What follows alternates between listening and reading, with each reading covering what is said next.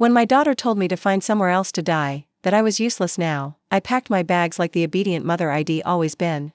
3 days later, I was sitting in a lawyer's office, discovering that my supposedly loving husband had played the longest game of chess in history. Sophia was about to learn that sometimes the pawn becomes the queen. If you're watching this, subscribe and let me know where you're watching from. Let me tell you how I went from homeless widow to the woman holding all the cards. Because honey, this story has more twists than a pretzel factory. 2 months ago, I was Eleanor Thompson, devoted wife of 43 years and mother to one spectacularly ungrateful daughter. When James died of a heart attack at 71, I thought my world was ending. Sophia swooped in during my grief like a vulture in designer clothes, cooing about how difficult this must be for me. "Mom, you can't possibly manage this big house alone," she'd said, her voice dripping with fake concern. "The stairs, the maintenance, all those memories. It's not healthy." I should have seen the calculation behind her concern. Sophia had always been James' favorite, his little princess who could do no wrong. When she married that investment banker, Michael, and started producing grandchildren, James doted on them all. Meanwhile, I was just the woman who cooked and cleaned and kept everything running smoothly. After the funeral, Sophia became increasingly insistent about my situation. She'd bring Michael over for family dinners where they'd corner me with real estate pamphlets and retirement community brochures. "Mom, these places are wonderful. You'd have people your own age, activities, no responsibilities." What they meant was no inheritance to split, no inconvenient mother to deal with. The final blow came last Tuesday. I'd been living in what Sophia now called our house for 6 weeks since James' death, still sleeping in the guest room because I couldn't bear to pack up our bedroom. Sophia arrived unannounced with Michael and 2 large suitcases. "Mom, we've made a decision. Michael got the promotion, and we need to move into town immediately. This house is perfect for us." I stared at her, not quite comprehending. "Move in? But this is my home." Sophia's mask slipped for just a moment, revealing the cold calculation underneath. "Actually, Mom, according to Dad's will, I inherited everything. The house, the investments, all of it. I've been letting you stay here out of kindness, but it's time for you to find your own place." The words hit me like a physical blow. "Sophia, surely there's been some mistake." "No mistake. Dad knew I'd take better care of his legacy than you ever could. You never understood money or investments. You were just the wife. Just the wife." 43 years reduced to those 3 words. That's when she delivered the killing blow. "Find somewhere else to die. You're useless now." I packed my things in a day. 43 years of marriage fitting into 2 suitcases and a small box of photos. Sophia watched from the doorway, checking her watch like I was making her late for something important. "There's a nice senior complex on Maple Street," she offered with the enthusiasm of someone recommending a decent restaurant. "Very affordable. I'm sure they have openings." Affordable.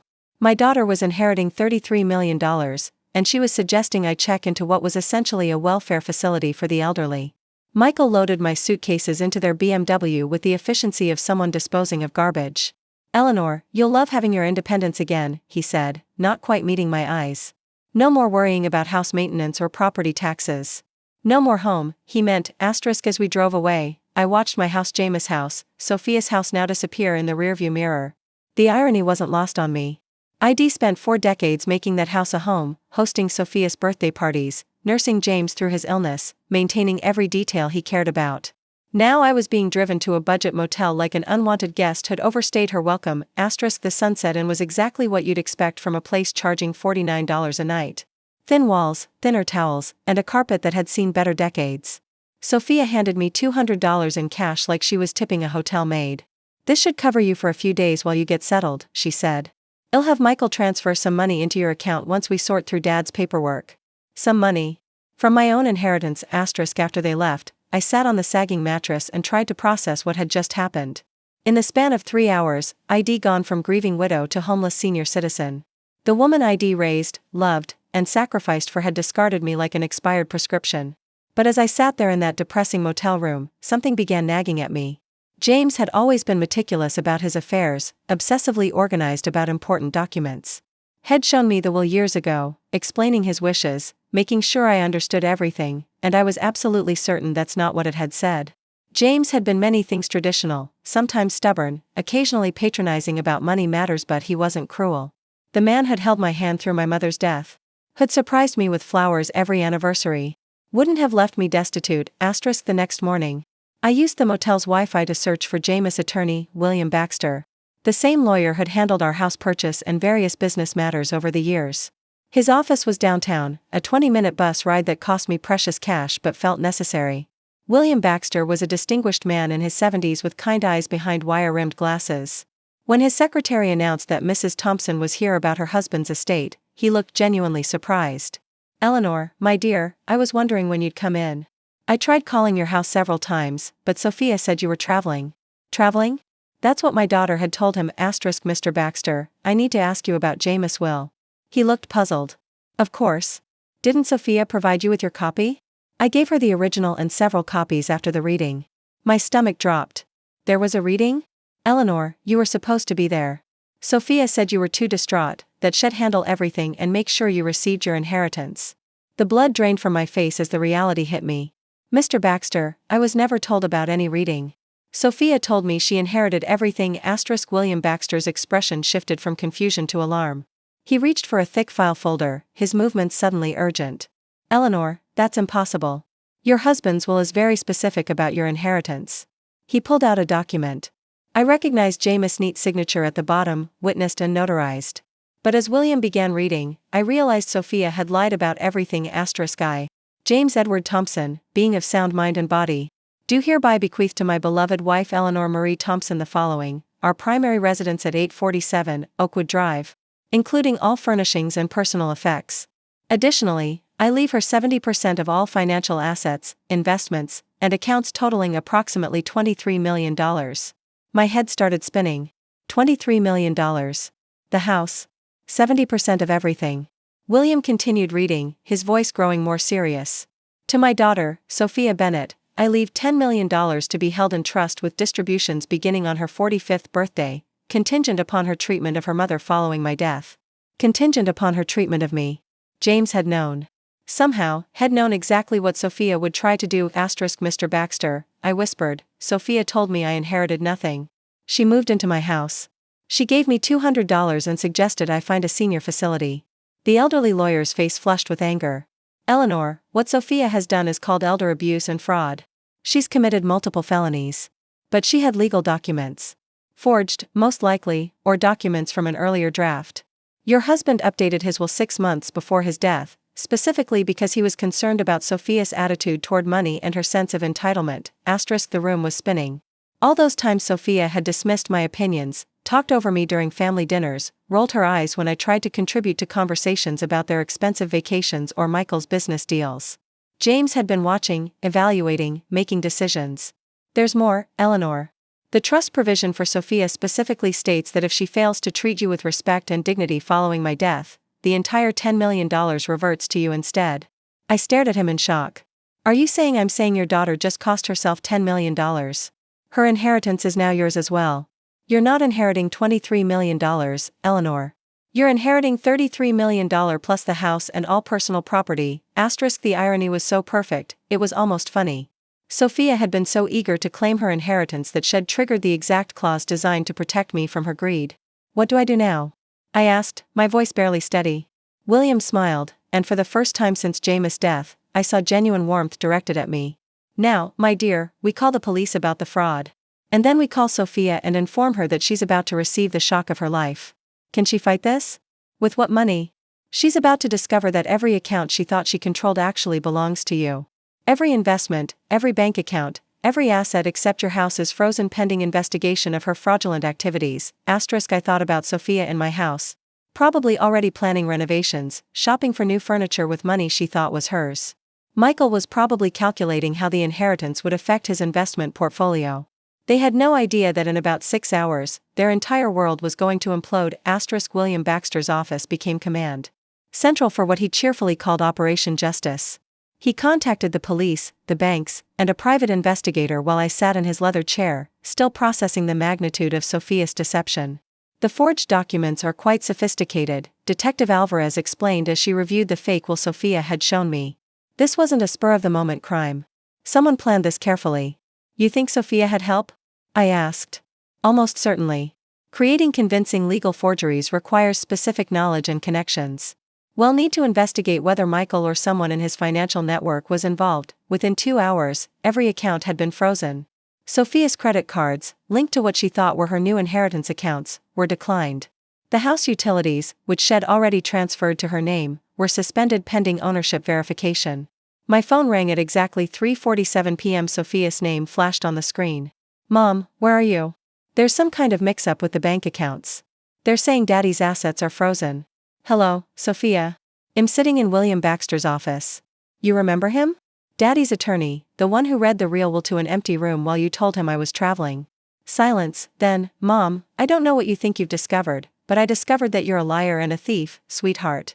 I also discovered that your father was much smarter than either of us realized. You don't understand. I was protecting you from the complexity of managing all that money.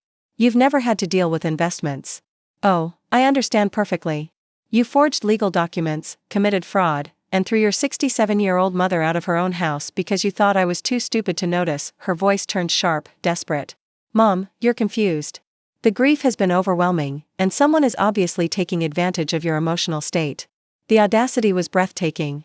Even caught red-handed, Sophia was trying to manipulate me. "Sophia, dear, let me clarify something for you. Not only did you never inherit anything, but your actual inheritance, the $10 million your father left you, is now mine as well, thanks to a lovely clause he included about treating me with dignity and respect." "That's impossible. Detective Alvarez is sitting right here if you'd like to discuss the impossibility of fraud charges with her." The phone went quiet. I could almost hear Sophia's mind racing, calculating, searching for an angle. "Mom, please, can we meet somewhere and talk about this reasonably?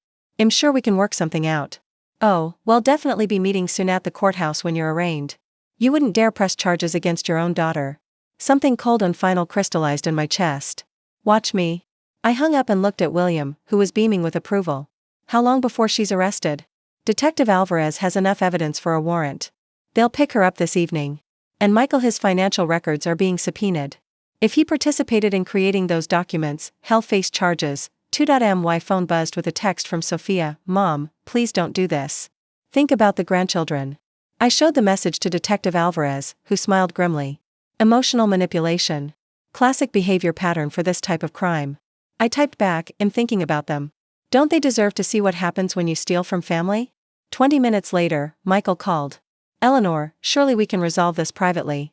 Sophia made some poor decisions, but involving the police seems excessive." "Michael, did you help her forge those documents?" "If it's not Margaret, you have to understand the pressure Sophia was under. She was worried about your mental state, your ability to handle large sums of money. So that's a yes. By throwing me out of my house and telling me to find somewhere to die?" Michael was quiet. "Michael, hey Race, what's going to happen? You're both going to be arrested. You're both going to face federal fraud charges. And I'm going to be sitting in my house, watching it all unfold. Eleanor, please be reasonable." I was reasonable for 43 years. It didn't work out well for me. The police arrested Sophia at 8:30 p.m. while she was having dinner at Leonard, apparently celebrating her inheritance with Michael and another couple. According to Detective Alvarez, she screamed about false arrest and demanded to call her lawyer, who turned out to be Michael's golf buddy and had no experience with criminal law. Michael was arrested at his office the next morning. The forensic accountant had traced the forged documents to a printing company Michael's firm used for creating fraudulent investment prospectuses. Apparently, my son-in-law had quite the criminal resume that Sophia either didn't know about or chose to ignore. I spent my first night back in my house in 43 years, sleeping in the master bedroom.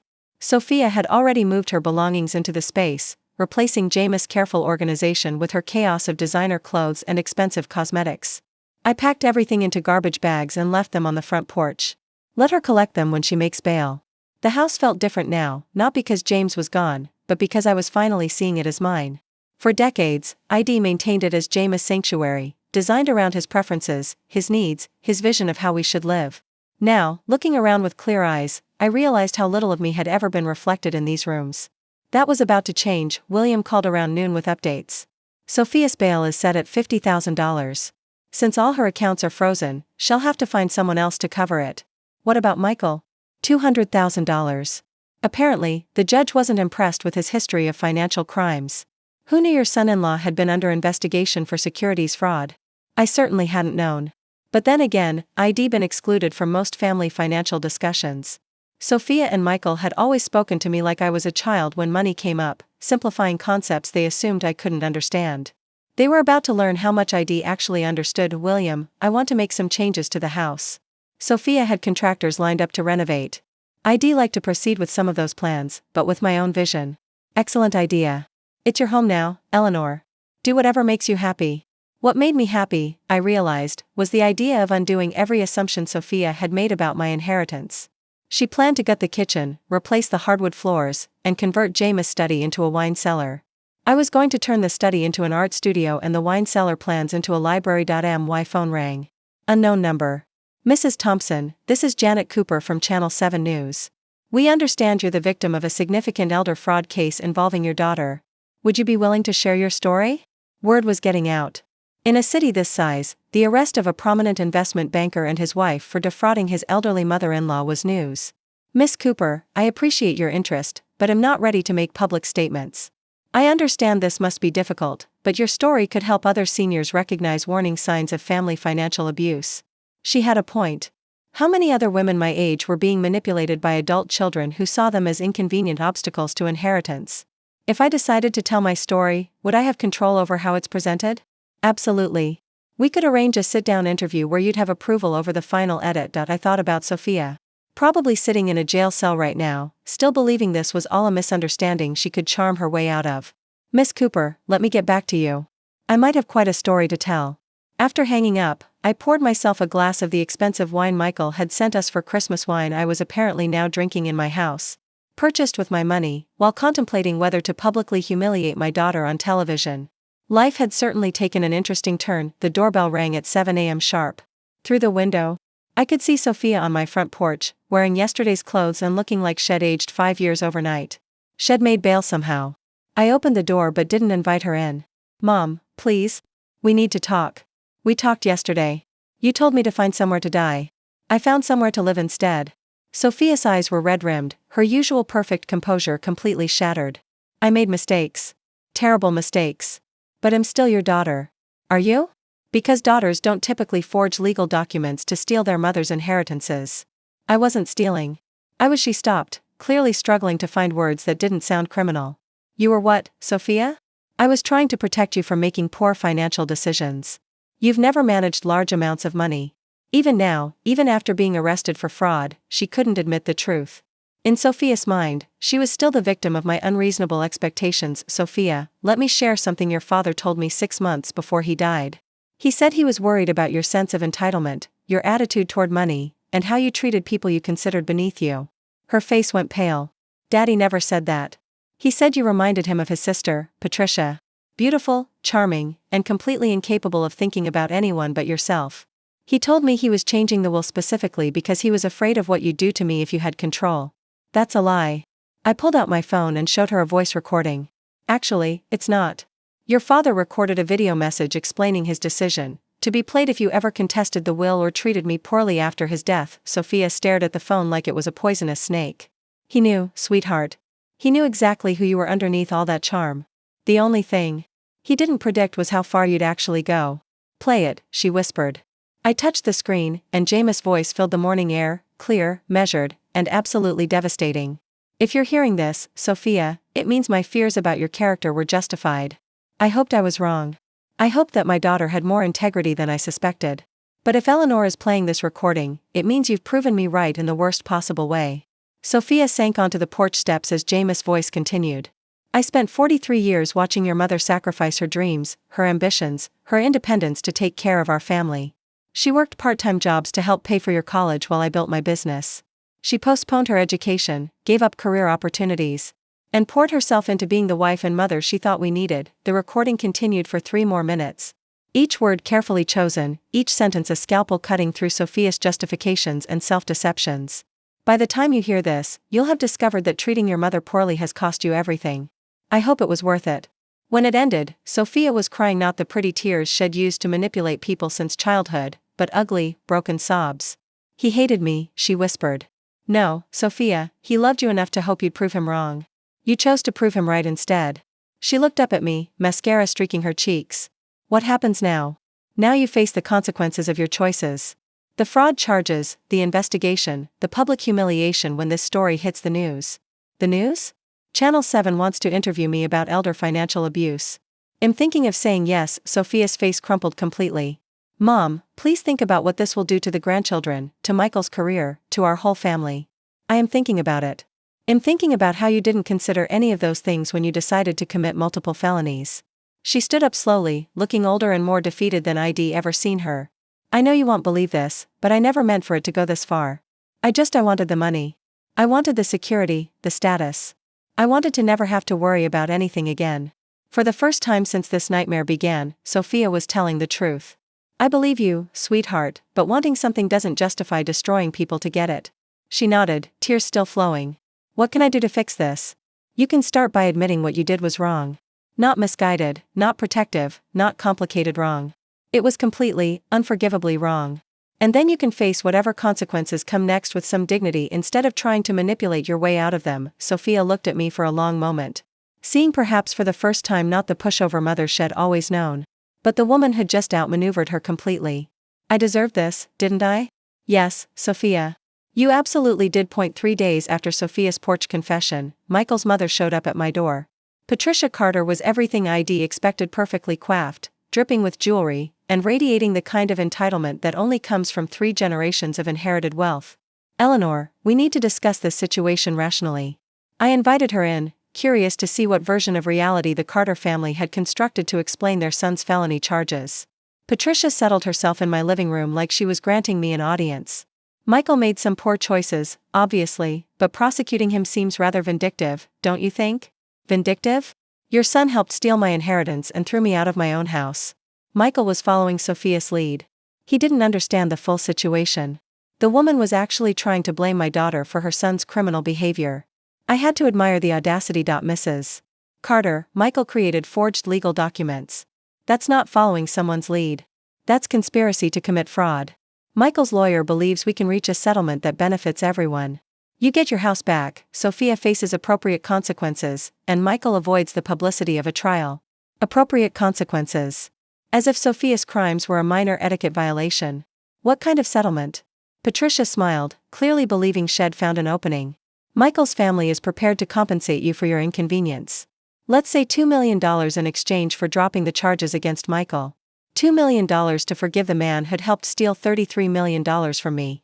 Mrs. Carter, your son participated in a scheme that cost me everything I owned. You think $2 million covers that? Eleanor, be realistic. Michael has a career, children, a reputation to maintain. Sending him to prison serves no one. It serves justice. Patricia's polished facade cracked slightly. Justice? You're destroying multiple families over money you'd never have known how to manage anyway. There it was, the same condescending attitude that had poisoned my relationship with Sophia. In their world, I was just the help who'd gotten uppity. Mrs. Carter, I think we're done here. Eleanor, please reconsider. $5 million, final offer. $5 million to let Michael walk free. The amount was staggering, but the principle was non-negotiable. My answer is no. Patricia stood, her composure completely restored.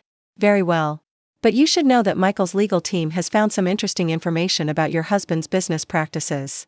It would be unfortunate if that became public during the trial. The threat was clear, but I felt no fear, only curiosity. What kind of information? The kind that might make you reconsider who the real criminal in this situation was. After she left, I called William immediately. Eleanor, whatever they think they found, it doesn't change the facts of Sophia and Michael's crimes. But could it affect the case?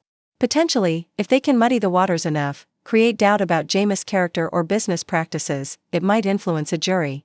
I thought about James, about our marriage, about all the secrets that might be buried in 43 years of shared life. William, I want to know everything about James' business. Every deal, every partnership, every potential irregularity. Eleanor, are you sure? Sometimes the past is better left alone. The Carter family is threatening to drag James' memory through the mud to protect their criminal son. I'd rather know the truth first. That evening, I sat in James' study now and began going through his files systematically. James had been meticulously organized, every document dated and categorized. But as I dug deeper into his business records, I began finding things that didn't quite make sense.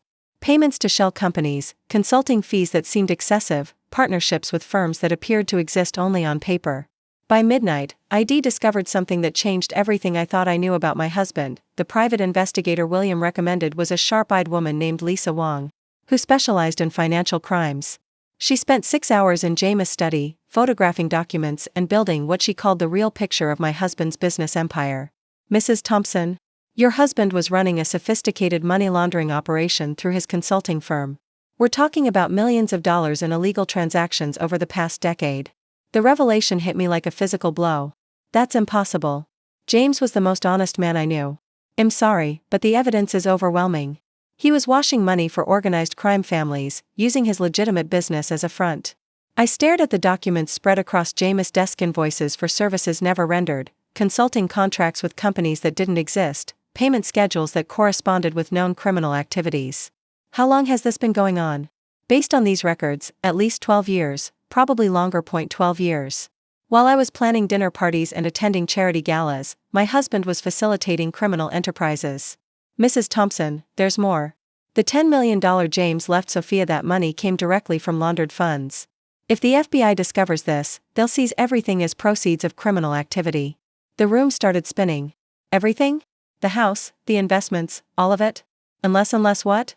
Lisa looked uncomfortable. Unless Sophia and Michael's legal team already knows about this and is planning to use it as leverage. If they tip off the FBI about your husband's crimes, they might be able to negotiate immunity in exchange for cooperation. My daughter and her husband weren't just thieves, they were holding a nuclear weapon over my head. What are my options? Legally, you could contact the FBI yourself, come forward voluntarily, and hope for leniency. You'd lose most of the money, but you might keep the house. And if I don't? Sophia and Michael's lawyers will probably leak this information strategically. You'll lose everything anyway, but you'll also face potential charges for unknowingly benefiting from criminal activity. I thought about Patricia Carter's smug confidence, her certainty that I'd accept their settlement offer. They'd known about James' crimes all along. Lisa, how did they find out about this? Michael's an investment banker. He'd have recognized the patterns in your husband's financial records. The question is, what are they planning to do with this information? My phone rang. Sophia's number. Mom, we need to meet tonight. There are things you need to know about Daddy that change everything. I already know, Sophia. Silence. Then you know what? I know about the money laundering. I know about the criminal connections. I know that everything your father left us is tainted. Mom, listen to me carefully. Michael's lawyers have been in contact with the FBI. They're willing to let us renegotiate our situation. What kind of renegotiation? Michael gets immunity in exchange for providing information about Daddy's criminal network. You get to keep $5 million in the house. The rest goes to the government. And you? The fraud charges disappear. We all walk away from this mess. It was brilliant in a sociopathic way. Sophia had turned my moral victory into her strategic advantage. Sophia, you're asking me to help you profit from your crimes by exploiting Daddy's crimes. I'm asking you to be practical. The alternative is losing everything and potentially facing charges yourself. I looked around James' study, seeing it clearly for the first time. The expensive furniture, the rare books, the art collection, all of it purchased with blood money. I need time to think. Mom, the FBI meeting is tomorrow morning. Michael's lawyer needs an answer tonight. After hanging up, I sat in the darkness of James' study, surrounded by the evidence of his double life. 43 years of marriage to a stranger, a daughter who'd inherited more than money from her father. Shed inherited his talent for deception. But Shed made one crucial mistake. Shed underestimated who I was when my back was against the wall. I picked up the phone and dialed Lisa Wong. Lisa, how quickly can you get me a meeting with the FBI? I have a story to tell them, and I think they're going to find it very interesting. FBI agent Sarah Carter looked exactly like what Central Casting would order for a federal investigator: serious, intelligent, and completely immune to charm. She sat across from me in William's conference room, recording our conversation and taking notes with mechanical precision. Mrs. Thompson, you understand that by coming forward voluntarily, you're potentially admitting to benefiting from criminal proceeds? I understand, but I'd rather tell you the truth than let my daughter and her husband manipulate the situation to their advantage. I laid out everything: James' hidden business, Sophia's fraud scheme, Michael's forgeries, and the extortion attempt masquerading as a settlement offer. Your daughter believes she can trade information about your husband's crimes for immunity from her own charges. That's exactly what she believes, and she thinks he'll cooperate because I'm afraid of losing everything. Agent Carter smiled for the first time. Are you afraid, Mrs. Thompson? Agent Carter, 2 weeks ago, I was a grieving widow sleeping in a budget motel. Today, I'm sitting here voluntarily confessing to federal agents about my dead husband's criminal enterprise. Fear is no longer my primary emotion. What is? Anger. Pure, crystallized anger at being manipulated by people who underestimated my intelligence for decades. Agent Carter's smile widened. Mrs. Thompson, would you be willing to wear a wire? Asterisk 3 hours later, I was sitting in my living room with a recording device taped to my chest, waiting for Sophia and Michael to arrive for what they thought was a surrender meeting. They knocked at exactly 8 p.m., both dressed like they were attending a business dinner. Michael carried a briefcase that probably contained immunity agreements and settlement papers. "Mom, you look better than you have in weeks," Sophia said, kissing my cheek like nothing had happened. "I feel better. Clarity has that effect." Michael opened his briefcase with the efficiency of someone who'd conducted similar negotiations before. "Eleanor, our lawyers have structured this very favorably for you. You retain the house, $5 million in clean assets, and complete immunity from any charges related to Jameis activities." Clean assets. That's an interesting phrase. Sophia shot Michael a warning look. "Mom, the important thing is that we're all protected. The past stays buried, and we all move forward. What about the $33 million James actually left me? Mom, that money is tainted. It can't be separated from Daddy's criminal activities. Taking $5 million is the best outcome possible. And you too? What do you get out of this arrangement?" Michael leaned forward, his confidence returning. "We get to put this unfortunate misunderstanding behind us. Sophia's charges disappear, my reputation remains intact, and our family can heal. Misunderstanding. He was still calling felony fraud a misunderstanding. "Michael, help me understand something. When exactly did you discover Jameis' criminal activities?" "What do you mean?" "I mean, did you know about the money laundering when you married Sophia? Or did you discover it recently when you were planning to steal my inheritance?" Michael and Sophia exchanged glances. "Eleanor, I don't think that's relevant to our current discussion. Actually, I think it's very relevant, because if you knew about Jameis' crimes and said nothing, that makes you an accessory after the fact. And if you only discovered them while committing your own crimes, that makes you remarkably unlucky." Sophia's composure was starting to crack. "Mom, what are you getting at?" "I'm getting at the fact that you two have been planning this for months, possibly years. The forged will, the money laundering discovery, even Michael's connections to document forgers. None of this was spontaneous." "That's ridiculous." "Is it?" Agent Carter finds it quite plausible. The color drained from both their faces. "Agent Carter?" Michael whispered. "FBI. She's been very interested in my story about systematic elder abuse, fraud, and extortion. Particularly the part where you tried to blackmail me with my dead husband's crimes." Michael stood up abruptly, reaching for his briefcase. "Eleanor, this conversation is over." "Actually, Michael, I think it's just beginning." Agent Carter and two other federal agents entered my living room as Sophia and Michael sat frozen in place. The briefcase Michael had been reaching for was confiscated immediately, along with both their phones. "Sophia Bennett and Michael Carter, you're under arrest for conspiracy to commit wire fraud, elder abuse, and attempted extortion of a federal witness." Sophia turned to me with an expression of absolute betrayal. "Mom, how could you do this to your own family? The same way you could forge legal documents and steal my inheritance, sweetheart, except my way is legal." As the agents handcuffed them, Michael tried one last desperate play. "Eleanor, you don't understand what you've done. There are people connected to Jameis' business who won't appreciate federal attention. You've put yourself in danger." Agent Carter paused in reading them their rights. "Mr. Carter, are you threatening a federal witness?" "I'm warning her about the reality of her situation." "The reality," Agent Carter said, "is that you just added witness intimidation to your charges." After they were removed. Agent Carter sat back down across from me. "Mrs. Thompson?" Michael's warning might not be entirely empty. "Your husband was connected to some dangerous people." "How dangerous?" "The Torino crime family, primarily. They've been using legitimate businesses to launder money for decades. Your husband's consulting firm was one of their most successful operations." The name meant nothing to me, but the agent's expression told me everything I needed to know. "Are you saying I'm in actual physical danger?" "Potentially. But there's something else you should know about your husband's operation, something that changes everything." Agent Carter pulled out a thick file folder. The kind that suggested months of investigation. "Mrs. Thompson, your husband wasn't just laundering money for the Torino family. He was an FBI informant. For 12 years, he was providing information about their operations while appearing to facilitate their money laundering." The world tilted sideways. James was working for the FBI? Deep cover, long-term investigation. The operation was so sensitive that even local FBI offices weren't informed.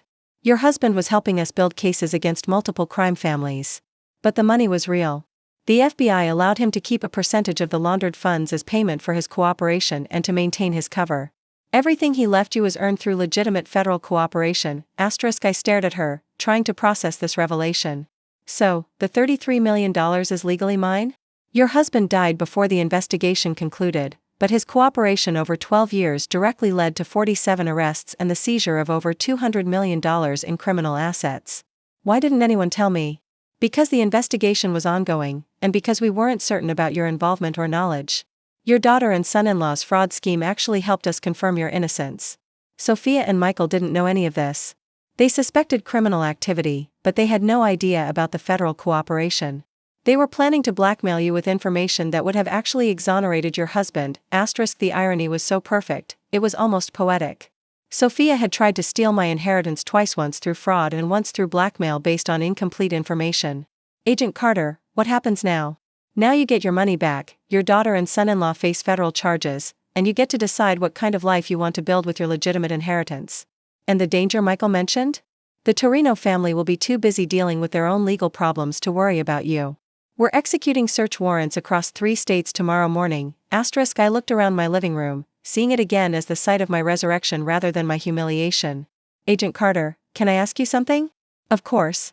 In your professional opinion, am I a terrible person for feeling satisfaction about Sophia's arrest? Agent Carter smiled. Mrs. Thompson, in my professional opinion, you're a woman who refused to be victimized. That's not terrible. That's inspiring. 6 months later, I stood in the kitchen of my renovated house, making coffee for 2. The morning sun streamed through new windows that actually opened properly, illuminating countertops I'd chosen myself for the first time in 43 years. Good morning, Eleanor. Dr. Sarah Wong, Lisa's sister and my new financial advisor, appeared in the doorway, carrying a thick folder of investment reports. Good morning, Sarah. Ready for our quarterly review? The past 6 months had been a whirlwind of legal proceedings, media interviews, and personal transformation. Sophia and Michael were each serving 18-month federal sentences. The news coverage of their crimes had made me something of a celebrity in senior advocacy circles. Your portfolio is performing excellently, Sarah said, settling at my new breakfast table. The charitable foundation is fully operational, and the scholarship fund has already selected its first recipients. The Eleanor Thompson Foundation for Elder Protection had become my primary focus.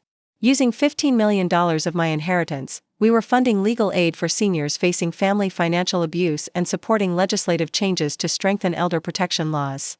Any word on the documentary? Netflix confirmed the production deal. They want to start filming next month. My story had captured media attention far beyond the initial news coverage.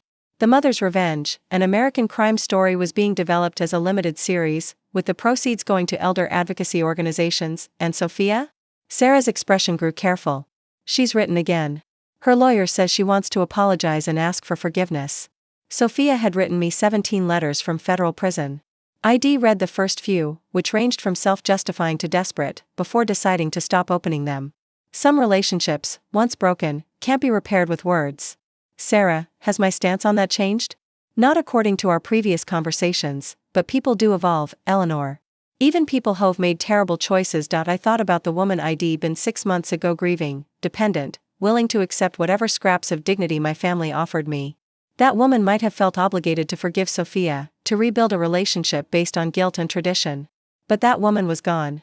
Sarah, schedule a meeting with Sophia's lawyer, not to reconcile, but to make something clear. What kind of thing? I want Sophia to understand that her actions had consequences beyond legal punishment. I want her to know that she destroyed our relationship permanently and that her children will grow up knowing why their mother went to prison. That seems harsh. Good. It's supposed to be harsh. Sophia made adult choices that hurt people she was supposed to love. She doesn't get to escape the emotional consequences just because she's written some prison letters. Sarah made notes in her leather portfolio. And the grandchildren? Sophia's requested supervised visits with them. My relationship with Sophia's children will be based on their choices when they're adults, not their mother's rehabilitation efforts. The doorbell rang. Through the window, I could see a delivery truck with a large package. Must be the new furniture for the studio, I told Sarah. The art studio had been my favorite renovation project. Jame's former den was now a bright, airy space where I was rediscovering my love of painting. Something I'd abandoned when I got married and assumed the role of supporting wife and mother. Eleanor, can I ask you something personal? Of course. Do you ever regret how this all played out? The prison sentences, the media attention, the permanent family estrangement? I considered the question while signing for my delivery. 6 months ago, I'd been invisibly a widow with no money, no home, and no prospects. Today, I was a millionaire philanthropist with a foundation, a documentary deal, and a purpose that extended far beyond my own survival. Sarah, my daughter tried to steal everything I owned and leave me homeless. My son-in-law created forged documents and threatened me with blackmail. They showed me exactly who they were when they thought I was powerless to stop them. But they're still family. No, they're still DNA. Family are the people who protect you when you're vulnerable, not the people who exploit your vulnerability for profit. Sarah closed her portfolio, satisfied with my response. Besides, I added, look what I became when I stopped allowing them to define my worth. After Sarah left, I walked through my house, really mine now, decorated according to my taste, organized around my priorities. In the art studio, I uncovered my latest painting, a self-portrait of a woman standing in bright sunlight, her face turned toward the future. The woman in the painting looked nothing like the grieving widow who'd packed her life into 2 suitcases 6 months ago. This woman looked powerful, independent, unafraid. She looked like someone had learned that the best revenge isn't getting even, it's becoming everything your enemies never thought you could be. Outside, the sun was setting behind trees. I'd planted myself in soil that belonged to me. On property I'd defended through intelligence and courage rather than inherited through marriage or birth. Tomorrow, I'd continue building the life I'd chosen rather than the life others had planned for me. And if Sophia wanted to rebuild a relationship with this woman, she'd better bring a lot more than prison letters and hollow apologies. She'd better bring a complete transformation, one that matched my own. Thanks for listening. Don't forget to subscribe and feel free to share your story in the comments. Your voice matters.